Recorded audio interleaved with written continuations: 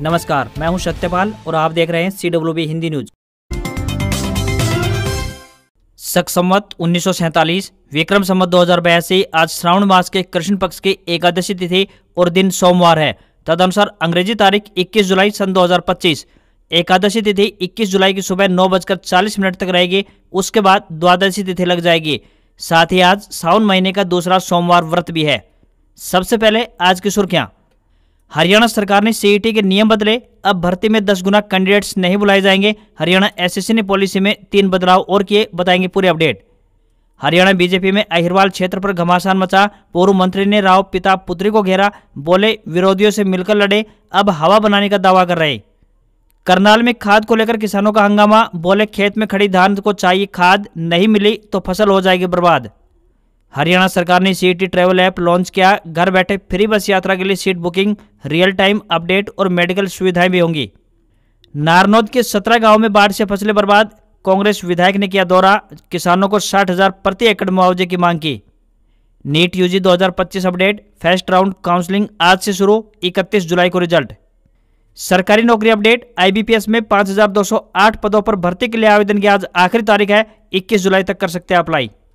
Haryana central university की आज आएगी चौथी counselling list. Post graduation course के लिए 22 तक जमा होगी फीस, 23 को आएगी वेटिंग सूची। हरियाणा की 40 ट्रेनें रद्द, 23 के रूट बदले। दिल्ली में इंटरलॉकिंग पैनल कार्य शुरू, 28 जुलाई तक परेशान होंगे यात्री। भारत डिजिटल पेमेंट में दुनिया में नंबर 1 पहुंचा। UPI से हर महीने 1800 करोड़ से ज्यादा का ट्रांजैक्शन। जून महीने में 24.03 लाख करोड़ का कारोबार हुआ। और संसद का मानसून सत्र आज से शुरू। विपक्ष सरकार को पहलगाम आतंकी हमले, ऑपरेशन सिंदूर और बिहार में वोटर लिस्ट के विशेष गहन पुनरीक्षण जैसे संवेदनशील मुद्दों पर घेरेगा। और अब खबरें विस्तार से।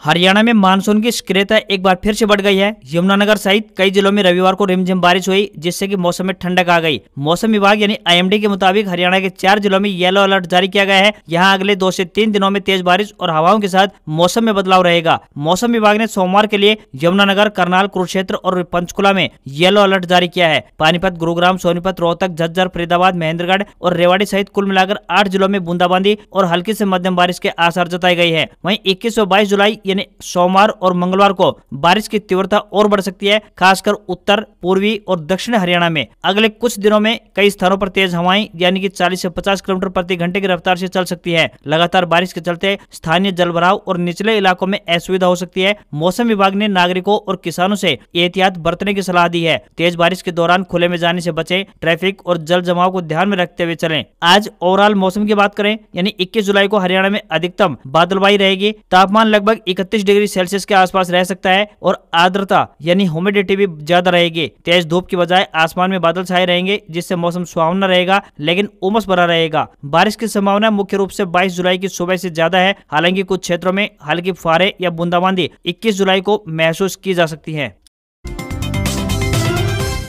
समग्र शिक्षा विभाग रोहतक में शैक्षिक स्वयंसेवक यानी एजुकेशनल वॉलंटियर्स के पदों पर भर्ती निकली है। योग्यता की बात करें तो 12वीं पास होने चाहिए। साथ ही B.Ed या D.Ed या स्पेशल B.Ed में न्यूनतम 50% अंकों के साथ या समकक्ष डिग्री होनी चाहिए। वहीं STET व CTET एवं उच्च योग्यता और अनुभव वालों को वरीयता दी जाएगी। मैट्रिक स्तर पर हिंदी या संस्कृत अनिवार्य विषय होना चाहिए। आयु सीमा की बात करें तो न्यूनतम 18 वर्ष और अधिकतम 42 वर्ष हो सकती है। आवेदन शुल्क कोई शुल्क नहीं लगेगा। आवेदन की अंतिम तिथि की बात करें तो 25 जुलाई है। मासिक मानदेय 10,000 रुपए प्रति माह मिलेगा। कार्य की बात करें तो 7 से 14 वर्ष के आउट ऑफ स्कूल बच्चों को विशेष प्रशिक्षण देना होगा।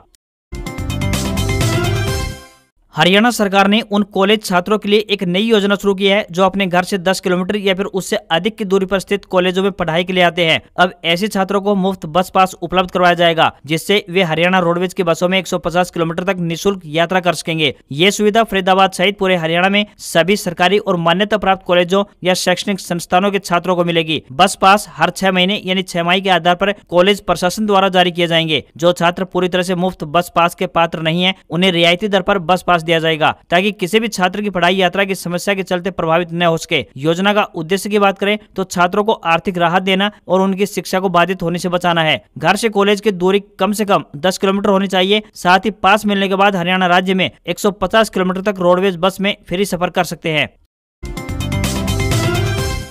हरियाणा के अहिरवाल क्षेत्र को लेकर भाजपा में घमासान मच गया है। केंद्रीय राज्य मंत्री राव इंद्रजीत और उनकी बेटी आरती राव को अब भाजपा के ही पूर्व मंत्री ने करारा जवाब दिया है। राव पिता पुत्री ने दावा किया था कि उनकी बनाई हवा की वजह से हरियाणा में तीसरी बार भाजपा की सरकार बनी है। इसके जवाब में पूर्व मंत्री डॉक्टर अभय सिंह यादव ने सोशल मीडिया पर लिखा, गजब। अहिरवाल के 5 विधानसभा क्षेत्रों में मुख्य विपक्षी दल से मिलकर चुनाव लड़ने वाले भी पार्टी की हवा बनाने का दावा कर रहे हैं। बता दें कि गुरुग्राम से सांसद और केंद्रीय राज्य मंत्री राव इंद्रजीत ने एक रैली में भरे मंच से सीएम नायब सिंह सैनी को कहा था कि हमने सरकार बनाई है तो हमारे काम होने चाहिए। इसके बाद 18 जुलाई को उनकी स्वास्थ्य मंत्री बेटी आरती राव ने रेवाड़ी के कोसली में कहा था कि हरियाणा में किसी ने नहीं सोचा था कि भाजपा की सरकार आएगी, लेकिन हमने सोचा और हवा बनाई, इससे प्रदेश में भाजपा की सरकार बनी। वहीं 18 जून को चंडीगढ़ में मंत्री बेटी आरती राव की कोठी में राव इंद्रजीत ने दक्षिणी हरियाणा के 12 विधायकों के लिए डिनर रखा, जिसके बाद सियासी गलियारे में चर्चा फैल गई कि राव इंद्रजीत डिनर डिप्लोमेसी के जरिए सरकार पर दबाव बनाने की कोशिश कर रहे हैं। हालांकि राव ने सफाई दी कि यह रूटीन न्योता था, जिसके पीछे किसी भी तरह की सियासी मकसद को नहीं देखा जाना चाहिए। रोहतक में पूर्व उप मुख्यमंत्री दुष्यंत चौटाला ने कहा कि हरियाणा में कानून व्यवस्था पूरी तरह से खत्म हो चुकी है। पिछले 10 दिनों में 11 ऐसी वारदात हुई हैं, जिससे साफ है कि प्रदेश में कानून नाम की कोई चीज नहीं है। मुख्यमंत्री नायब सिंह सैनी ने एक बार कहा था कि गुंडे हरियाणा छोड़ जाओ, लेकिन आज उन्हीं गुंडा तत्वों ने ऐसी वारदातों पर सीएम को जवाब दिया है। पुलिस का कंट्रोल पूरी तरह से खत्म हो चुका है। दुष्यंत ने आगे कहा कि कल नए राज्यपाल असीम घोष शपथ लेंगे, उनसे मिलकर मांग की जाएगी कि होम मिनिस्टर के तौर पर सीएम का काम जो है उसे राज्यपाल संभालें। ऐसा इतिहास में कभी देखने को नहीं मिला है। आज पार्टियों के नेताओं को धमकी मिल रही है। क्या प्रदेश में कानून व्यवस्था सही है? रोहतक में दीपेंद्र हुड्डा से मुलाकात पर दुष्यंत चौटाला ने कहा कि दीपेंद्र की ताई व दादी की मौत होने पर शोक प्रकट करने के लिए उनके घर गया था। यह सामाजिक व्यवहार की बात है, क्योंकि मेरे दादा की मौत पर वह भी शोक प्रकट करने आए थे। हुड्डा के घर जाने का कोई राजनीतिक मतलब नहीं था। हरियाणा स्टाफ सिलेक्शन कमीशन ने कॉमन एलिजिबिलिटी टेस्ट यानी सीईटी के नियमों में बदलाव कर दिए हैं। नए आदेश में सीईटी पॉलिसी में बदलाव के बारे में कहा गया है। सरकार ने अब 10 गुना का नियम हटा दिया है। पहले सीईटी एग्जाम पास करने के बाद सरकार हर नौकरी के लिए केवल 10 गुना ज्यादा लोगों को बुलाती थी। उदाहरण के लिए यदि 5000 नौकरियों के लिए भर्ती होनी थी तो केवल 50,000 लोगों को ही बुलाया जाता था, भले ही अधिक लोगों ने एग्जाम पास किया हो। अब सरकार ने ये नियम हटा दिया है। इसके अलावा 2 और बड़े बदलाव किए गए हैं। नए नियम क्या होंगे ये अभी स्पष्ट नहीं है। पहले सरकार केवल 4 गुना लोगों को बुलाती थी, लेकिन 31 दिसंबर 2024 को इसे बदलकर 10 गुना कर दिया था। लेकिन अब 11 जुलाई 2025 को तीसरी बार बदलाव किया गया है, जिसका ऑर्डर अब सामने आया है। सीईटी की पॉलिसी में अब ये 3 बड़े बदलाव किए गए हैं। पहला ये कि आपको आवेदन करने की अंतिम तिथि तक सभी जरूरी योग्यताएं जैसे कि डिग्री या सर्टिफिकेट हासिल कर लेनी होती थी। अब अगर आप अंतिम तिथि के बाद भी योग्य हो जाते हैं तो भी आपका आवेदन स्वीकार कर लिया जा सकता है। साथ ही दूसरे बदलाव की बात करें तो पहले सरकार हर भर्ती के लिए केवल 10 गुना उम्मीदवारों को बुलाती थी, भले ही अधिक लोगों ने परीक्षा पास की हो। लेकिन अब यह नियम हटा दिया गया है और यह स्पष्ट नहीं है कि सरकार कितने उम्मीदवारों को बुलाएगी। तीसरे बड़े बदलाव की बात करें तो पहले सीईटी परीक्षा पास करने के लिए आपको कम से कम कुछ निश्चित अंक जैसे कि 40% या 50% प्राप्त करने होते थे। अब इन अंकों को सीईटी क्वालिफाई करने के लिए जरूरी नहीं माना जाएगा, यानी ये बाध्यता भी हटा दी गई है। इसका मतलब है कि सरकार सीईटी क्वालिफाई करने के लिए किसी अन्य मानदंड का उपयोग कर सकती है।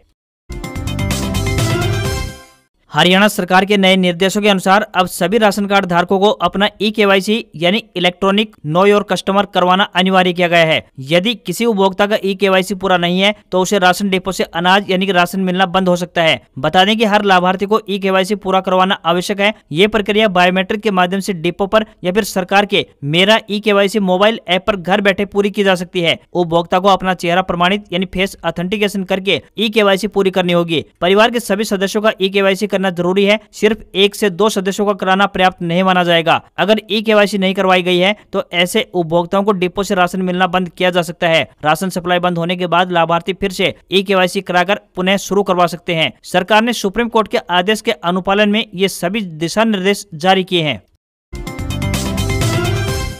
हरियाणा सरकार ने सीईटी 2025 परीक्षा में शामिल होने वाले छात्रों को मुफ्त बस पास की सुविधा दी है। इसके लिए सीईटी ट्रैवल नाम का एक मोबाइल ऐप लॉन्च किया है। छात्र इस ऐप की मदद से अपनी यात्रा का समय और सीट पहले से बुक कर सकते हैं ताकि परीक्षा के दिन उन्हें कोई परेशानी न हो। गुरुग्राम के डीसी अजय कुमार ने बताया कि इस ऐप के जरिए छात्रों को फ्री, सुरक्षित और बिना तनाव की यात्रा दी जा रही है। इस सुविधा के साथ ही गुरुग्राम जिला में गुरुग्राम, सोहना और पटौदी के बस स्टैंड परिसरों में परीक्षार्थियों की सुविधा के लिए हेल्प डेस्क भी स्थापित किए गए हैं, जहाँ परीक्षार्थियों को मार्गदर्शन और सहायता प्राप्त की जाएगी। उन्होंने परीक्षार्थियों से अपील की है कि वे इस सुविधा का अधिक से अधिक लाभ उठाएं और समय पर परीक्षा केंद्र पहुंचने हेतु तो पूर्व बुकिंग अवश्य करें। गुरुग्राम डिपो के महाप्रबंधक भारत भूषण गोगिया ने बताया कि सीईटी के लिए परीक्षार्थी यात्रा संबंधी जानकारी के लिए परिवहन विभाग की हेल्पलाइन नंबर 0124 232 0222 एवं 0124 491 2626 पर संपर्क कर सकते हैं। महेंद्रगढ़ में Haryana central university post graduation course में दाखिले के लिए चौथी काउंसलिंग सोमवार यानी 21 जुलाई आज होगी। यूनिवर्सिटी की वेबसाइट पर इसकी लिस्ट जारी की जाएगी। लिस्ट में स्थान पाने वाले विद्यार्थी कल यानी 22 जुलाई तक फीस का भुगतान कर दाखिला ले सकेंगे। कुलपति प्रोफेसर टंकेश्वर कुमार ने कहा कि यूनिवर्सिटी में पढ़ाई करने के इच्छुक विद्यार्थियों को चौथी लिस्ट के माध्यम से एक और अवसर प्रदान किया जा रहा है। उन्होंने विश्वविद्यालय में दाखिला लेने के इच्छुक विद्यार्थियों का स्वागत करते हुए उन्हें शुभकामनाएं दी। चौथी काउंसलिंग के बाद सीटें रिक्त रहने की स्थिति में 23 जुलाई को वेटिंग लिस्ट आएगी, जिसमें स्थान पाने वाले विद्यार्थी 24 जुलाई तक फिर से ऑनलाइन माध्यम से फीस का भुगतान कर दाखिला ले सकेंगे। बता दें कि MA mass communication, MA Hindi, MA अंग्रेजी, MSc data science, MSc chemistry, MSc nutrition biology व MSc mathematics, master of computer science में बच्चे दाखिला ले सकेंगे। उत्तर रेलवे के दिल्ली मंडल पर दिल्ली सराय रोहिल्ला स्टेशन पर न्यू इलेक्ट्रॉनिक इंटरलॉकिंग पैनल हेतु नॉन इंटरलॉकिंग कार्य किया जा रहा है, जिसके कारण हरियाणा से राजस्थान, मध्य प्रदेश, महाराष्ट्र और पंजाब जाने वाली 40 ट्रेनें रद्द की जा रही हैं। हरियाणा का गुरुग्राम, रेवाड़ी, महेंद्रगढ़, हिसार, भिवानी, चरखी दादरी स्टेशन भी इससे प्रभावित होंगे। उत्तर रेलवे के दिल्ली मंडल द्वारा 23 ट्रेनों के रूट में बदलाव करने के साथ ही 9 ट्रेनों को आंशिक तौर पर रद्द कर दिया गया है। गाड़ी संख्या 12215 दिल्ली सराय बांद्रा टर्मिनल रेल सेवा 24, 26, 28 जुलाई को रद्द रहेगी। गाड़ी संख्या 12216 बांद्रा टर्मिनल दिल्ली सराय रेल सेवा 23, 25 और 27 जुलाई को रद्द रहेंगी। यात्री अपनी यात्रा करने से पूर्व रेलवे द्वारा जारी की गई समय सारणी सूची को अवश्य देखकर यात्रा करें।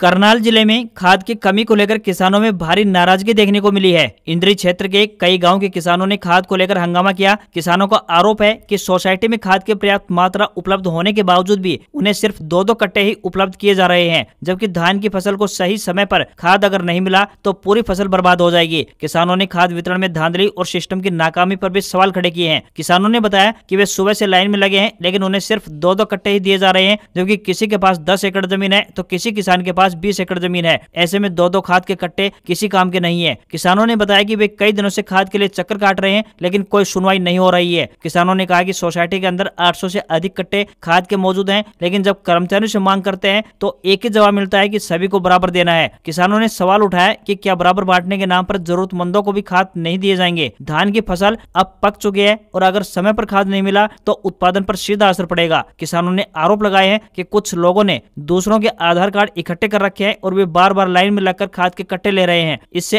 असली किसानों को खाद नहीं मिल पा रहा है। किसानों ने प्रशासन से इस पूरे सिस्टम की जांच करवाने और जरूरतमंद किसानों को समय पर पर्याप्त मात्रा में खाद दिलवाने की मांग की है। प्रदर्शनकारी किसानों ने कहा कि उन्हें यह खाद कम से कम 15 दिन पहले मिल जाना चाहिए था। अब खेतों में फसलें पक चुकी हैं, पत्ते पीले पड़ चुके हैं। ऐसे में खाद का टोटा उनकी मेहनत पर पानी फेर सकता है। उन्होंने यह भी कहा कि सरकार हर बार कहती है कि खाद की कोई कमी नहीं है, लेकिन धरातल पर हालात कुछ और ही बयां कर रहे हैं। किसानों का कहना है कि कृषि विभाग बार बार दावा करता है कि जिले में खाद की कोई कमी नहीं रहेगी, लेकिन अगर जल्द हालात नहीं सुधरे तो जिले के अन्य इलाकों में भी इसी तरह के विरोध देखने को मिल सकते हैं।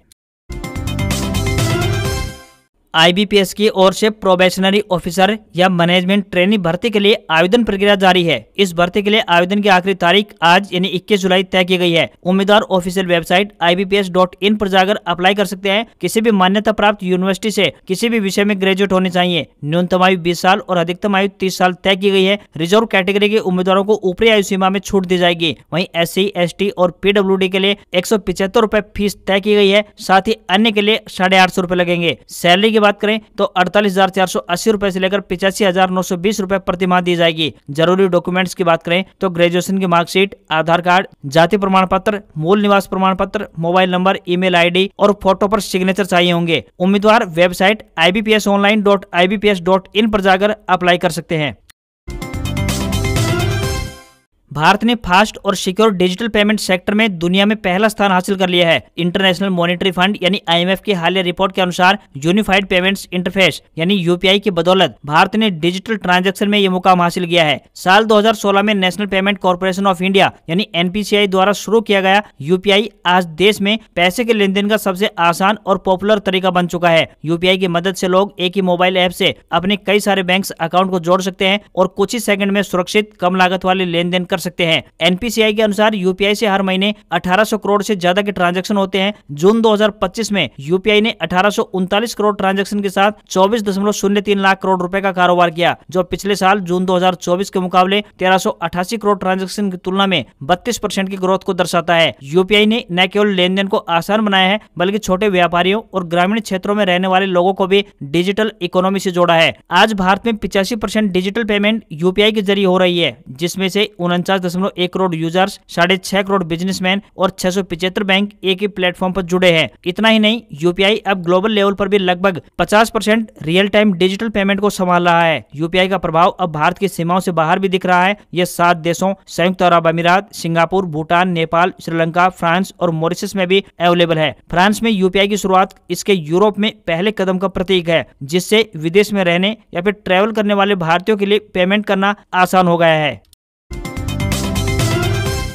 प्रधानमंत्री किसान सम्मान निधि योजना यानी PM किसान की 20वीं किस्त जल्द किसानों के खाते में आने वाली है। सरकार ने 19वीं किस्त 24 फरवरी 2025 को जारी की थी, जिसके बाद से 20वीं किस्त का इंतजार किया जा रहा है। मीडिया रिपोर्ट्स के अनुसार PM मोदी द्वारा जुलाई के अंत या अगस्त 2025 की शुरुआत में इस किस्त का ऐलान और ट्रांसफर हो सकता है। हालांकि सरकार की ओर से अब तक कोई आधिकारिक तारीख घोषित नहीं की गई है। 20वीं किस्त में पात्र किसानों को 2000 रुपए की राशि सीधे उनके बैंक खाते में ट्रांसफर की जाएगी, जैसा कि पिछली किस्तों में हुआ था। सही लाभ के लिए अपना eKYC अपडेट और सभी डिटेल्स सही रखें। योजना का लाभ केवल उन्हीं किसानों को मिलेगा जिनकी पात्रता पूरी है और जिनका KYC वेरिफिकेशन पूरा है। गलत या अधूरा KYC रहने पर किस्त अटक सकती है। किसी अफवाह से बचें, केवल आधिकारिक पोर्टल पर ही सही जानकारी के लिए चेक करते रहें।